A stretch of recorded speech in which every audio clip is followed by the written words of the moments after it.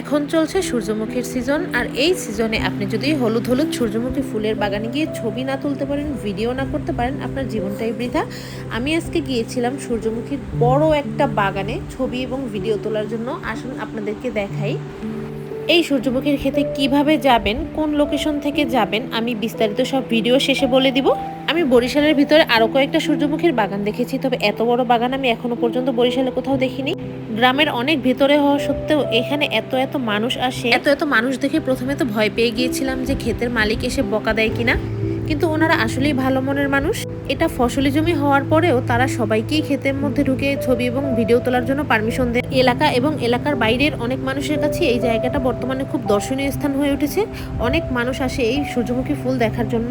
যাদের recent breakup হয়েছে, অথবা যাদের মন খারাপ, অথবা যদি আপনি ডিপ্রেশনে গিয়ে থাকেন, তাহলে অবশ্যই এখানটাতে চলে আসবেন। এই হলুদ বিকেলটা আপনার মন ভালো করে দেওয়ার জন্য যথেষ্ট।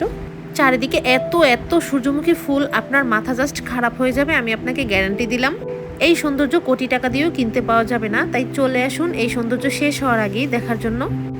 এবার আমি আপনাদের এখানে আসার লোকেশন বলে দিব।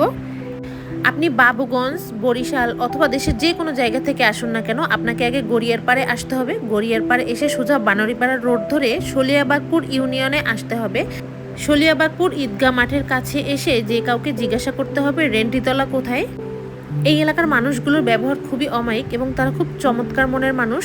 আর এই হলুদ স্বর্গরাজ্যের সৌন্দর্য উপভোগ করতে হলে আপনাকে অবশ্যই শলিয়াবাগপুরের রেন্টিতলায় এই সূর্যমুখীর বাগানে আসতে হবে।